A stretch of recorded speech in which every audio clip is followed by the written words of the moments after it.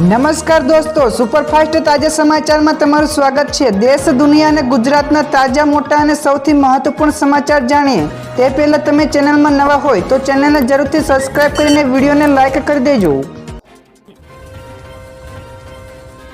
સૌથી પહેલા દોસ્તો આપણે વાત કરીએ તો રાજ્યમાં 3 દિવસ બાદ વધશે ઠંડીનો ચમકારો। તો રાજ્યમાં આગામી દિવસોમાં હજુ પણ ઠંડી વધી શકે છે, ત્યારે ઠંડીને લઈને હવામાન વિભાગ દ્વારા આગાહી કરવામાં આવી છે। તો આગામી સમયમાં વાતાવરણ સૂકું રહેવાની આગાહી કરી છે, તેમજ આગામી સમયમાં ઠંડીમાં પણ વધારો થશે, એટલે કે આગામી 3 દિવસ વાતાવરણમાં 2 થી 4 ડિગ્રીનો ઘટાડો પણ થવાની સંભાવના છે। તો તાપમાનનો ઘટાડો થતાં ઠંડીના પ્રમાણમાં વધારો થશે, ત્યારે લઘુત્તમ તાપમાન 18 ડિગ્રી સેલ્સિયસ રહેવાની પણ સંભાવના વ્યક્ત કરી છે।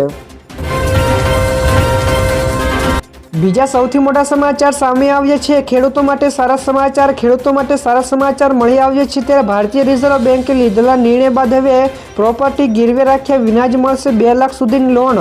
તો રિઝર્વ બેંક ઓફ ઇન્ડિયા દ્વારા નાના અને સીમાંત ખેડૂતોને ક્રેડિટ લાઇનમાં પણ સામેલ કરવા માટે આ જાહેરાત કરવામાં આવી છે। તો અગાઉ આ મર્યાદા 1.6 લાખ રૂપિયાની હતી, જેને આરબીઆઈએ વર્ષ 2019માં વધારી હતી। ત્યારબાદ 5 વર્ષ બાદ આવા પગલાઓને ખેડૂતો માટે મોટી રાહત તરીકે જોવામાં આવી રહ્યું છે। તો દોસ્તો ત્યાર પછી આગળ વધુ એક સૌથી મોટા સમાચાર। સીએમએ રવિ કૃષિ મહોત્સવનો કરાવ્યો પ્રારંભ। જી હા દોસ્તો, દાંતીવાડામાં ગઈકાલે સીએમ ભૂપેન્દ્ર પટેલે રવિ કૃષિ મહોત્સવ 2024નો રાજ્યવ્યાપી પ્રારંભ કરાવ્યો છે।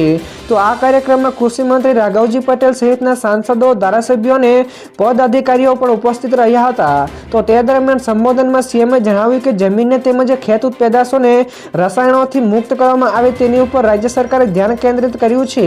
તો સાથે જ સીએમએ ખેડૂતો પ્રાકૃતિક ખેતીને અપનાવે તેવો પણ ખાસ અનુરોધ કર્યો હતો।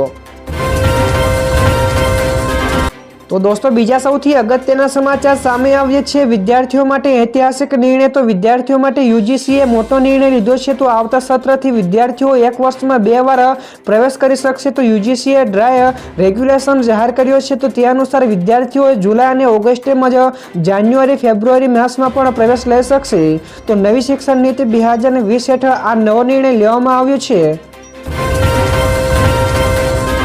તો દોસ્તો ત્યાર પછી આગળ વધુ એક સૌથી અગત્યના સમાચાર। આરબીઆઈ સતત 11મી વખત રેપો રેટમાં કોઈ પણ પ્રકારનો ફેરફાર નથી કર્યો। જ્યાં દોસ્તો ફુગાવાએ ફરી એકવાર આરબીઆઈના પગલે રોકી દીધા છે।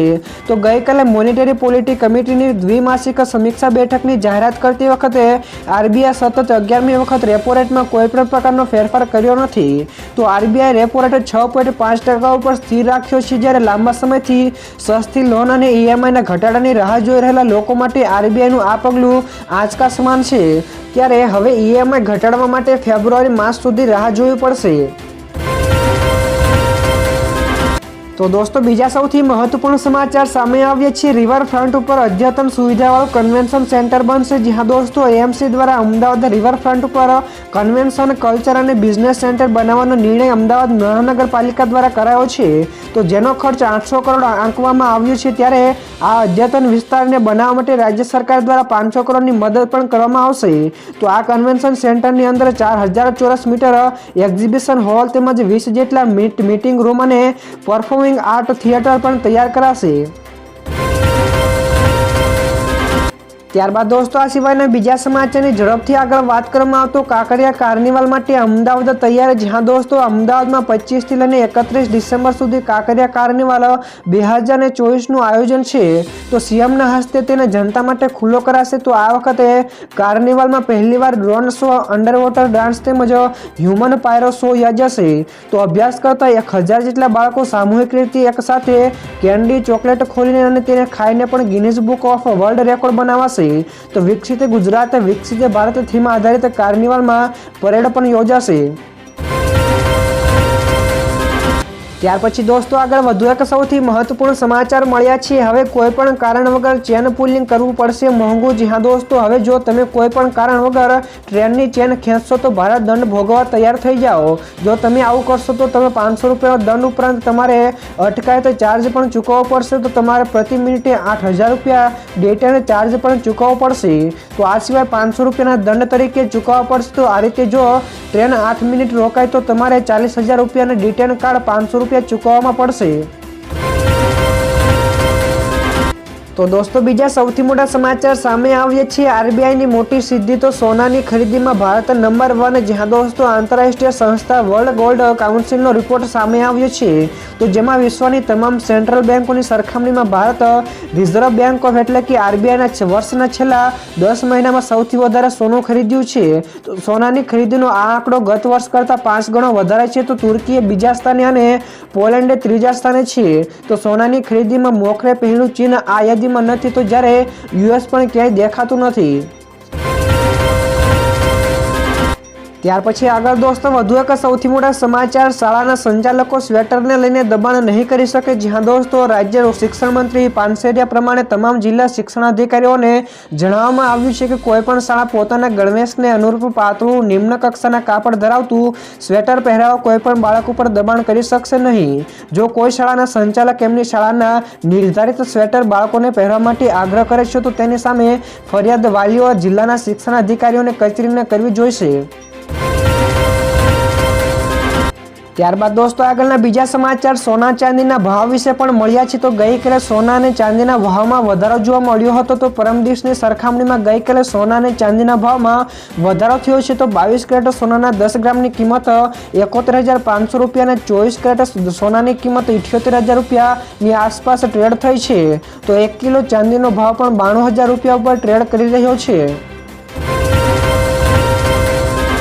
તો દોસ્તો બીજા સૌથી અગત્યના સમાચાર સામે આવ્યા છે રાજ્યની યુનિવર્સિટીઓને લઈને રેન્કિંગ જાહેર। જ્યાં દોસ્તો હાલમાં જે Gujarat state institutional ranking framework 2023-24ની જાહેરાત કરવામાં આવી છે, જેમાં સરકારે 40 જેટલી યુનિવર્સિટીઓમાંથી 16 જેટલી યુનિવર્સિટીઓને 5 સ્ટાર રેન્ક આપ્યો છે, જેમાં માત્ર 4 જ સરકારી યુનિવર્સિટીઓ સામેલ છે। તો 5 સ્ટાર પ્લસ મેળવનાર યુનિવર્સિટીઓમાં પહેલા નંબરે છે ગુજરાત યુનિવર્સિટી, બીજા નંબર છે PDPU તેમજ ત્રીજા નંબરે છે નિરમા અને ચોથા સ્થાને છે સ્ટેપ્ટ યુનિવર્સિટી સામેલ કરવામાં આવી છે।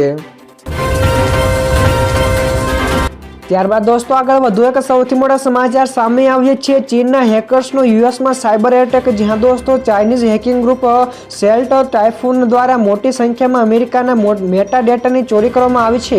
એટલે કે કોણે કોની સાથે ક્યારે અને ક્યાં વાત કરી છે તે તમામ ડેટા તેમની પાસે છે। તો અમેરિકી પ્રશાસન સાયબરની જાસૂસીના આ મામલામાં કડક કાર્યવાહી કરવાની તૈયારી પણ કરી રહ્યું છે। તો મળતી માહિતી અનુસાર આ હેકિંગ ગ્રુપ અમેરિકાના મહત્વપૂર્ણ ટેલિકમ્યુનિકેશન ઇન્ફ્રાસ્ટ્રક્ચરને નિશાન બનાવ્યું છે। ત્યારબાદ દોસ્તો આ સિવાયના બીજા સમાચારની ફટાફટ વાત કરવામાં આવે તો બ્રિટનના આ કમાન્ડરે ત્રીજા ન્યુક્લિયર યુગની ચેતવણી આપી। જ્યાં દોસ્તો બ્રિટનના એક વરિષ્ઠ કમાન્ડરે ચેતવણી આપી છે કે વિશ્વ ત્રીજા પરમાણુ યુગની અણી ઉપર ઊભું છે। તો chief of defence staff admiral Tony રાડકીને જણાવ્યું કે જ્યારે રશિયા દ્વારા બ્રિટન અથવા તો તેના નાટો સહયોગી ઉપર સીધો પરમાણુ હુમલો કરવાની સંભાવના ઓછી છે, ત્યારે વર્તમાન સંજોગોને જોતા બ્રિટને તેને જે જોખમોનો સામનો કરવો પડ્યો છે તેની ગંભીરતાઓને ઓળખવાની પણ જરૂર છે। તો દોસ્તો ત્યાર પછી બીજા સૌથી મહત્વપૂર્ણ સમાચાર સામે આવ્યા છે। એનઆરઆઈને ભારતમાં પૈસા રાખવા ઉપર મળશે વધારે વળતર। જ્યાં દોસ્તો આરબીઆઈએ એનઆરઆઈની વિદેશી ચલણ થાપણ ઉપર વ્યાજદરની મર્યાદા વધારવાની જાહેરાત કરી છે। તો આ પગલાં દ્વારા રૂપિયાના ઉપરના દબાણ વચ્ચે મૂડી પ્રવાહ વધારવાનો પ્રયાસ કરવામાં આવ્યો છે, જ્યારે રિઝર્વ બેન્કે આ પગલું એવા સમયે ઉઠાવ્યું છે જ્યારે ડોલર સામે રૂપિયો તેની સૌથી નીચી સપાટીએ પહોંચી ગયો છે। તો ચાલુ સપ્તાહમાં જ રૂપિયો 84.75 પ્રતિ ડોલરના સૌથી નીચા સ્તરે આવી ગયો છે। ત્યારબાદ દોસ્તો આ સિવાયના બીજા સમાચારની ઝડપથી વાત કરવામાં આવે તો રાહુલ ગાંધીનું મોટું નિવેદન, કહ્યું કે ખેડૂતોને રોકવા એ નિંદનીય છે। જ્યાં દોસ્તો કોંગ્રેસ નેતા રાહુલ ગાંધીએ ખેડૂતોના દિલ્હી ન આવવા ઉપર નારાજગી વ્યક્ત કરી છે। તો તેમણે કહ્યું કે ખેડૂતો દિલ્હી આવીને સરકાર સમક્ષ તેમની માંગણીઓ રજૂ કરવા અને તેમને પીડા દર્શાવવા માંગે છે, પરંતુ તેમના ઉપર ટીયર ગેસના સેલ પણ છોડવામાં અને તેમની વિરુદ્ધ વિવિધ રીતે રોકવાનો પ્રયાસ નિંદનીય છે। તો સરકારે તેમની માંગણીઓ અને સમસ્યાઓને ગંભીરતાથી સાંભળવી જોઈએ। તો દોસ્તો બીજા સૌથી અગત્યના સમાચાર સામે આવ્યા છે। કચ્છના રાપરમાં 2.8ની તીવ્રતાનો આવ્યો ભૂકંપનો આંચકો। જ્યાં દોસ્તો કચ્છના રાપર સહિત આસપાસના વિસ્તારોમાં ફરી એકવાર ધરાત ધ્રુંજી ઉઠી છે। તો સામે આવેલી માહિતી અનુસાર કચ્છના રાપર વિસ્તારોમાં ગઈકાલે બપોરના 2 વાગ્યાની આસપાસ 2.8ની તીવ્રતાનો ભૂકંપનો આંચકો અનુભવાયો હતો। તો ભૂકંપનું કેન્દ્રબિંદુ રાપરથી 12 કિલોમીટર વેસ્ટ સાઉથ વેસ્ટ દૂર નોંધાયું છે। તો ભૂકંપનો આંચકો આવવાથી સ્થાનિક લોકોમાં ફફડાટ મચ્યો છે। તો ઉલ્લેખનીય ઉલ્લેખનીય છે કે કચ્છમાં અવારનવાર ભૂકંપના આંચકાઓ આવતા રહે છે। ત્યાર પછી દોસ્તો આગળના બીજા સમાચાર શેર માર્કેટ વિશે પણ મળ્યા છે। તો ગઈકાલે શેર બજાર લાલ નિશાનમાં બંધ થયું, જ્યાં દોસ્તો ટ્રેડિંગ સપ્તાહના અંતિમ દિવસે એટલે કે ગઈકાલે શેર બજાર લાલ નિશાન સાથે બંધ થયું હતું। તો BSE સેન્સેક્સમાં 56 પોઈન્ટના ઘટાડા સાથે 81,709 અંક ઉપર બંધ રહ્યું, જ્યારે નિફ્ટીમાં પણ 30 પોઈન્ટના મામૂલી ઘટાડા સાથે 24,677ની સપાટીએ બંધ થયો હતો।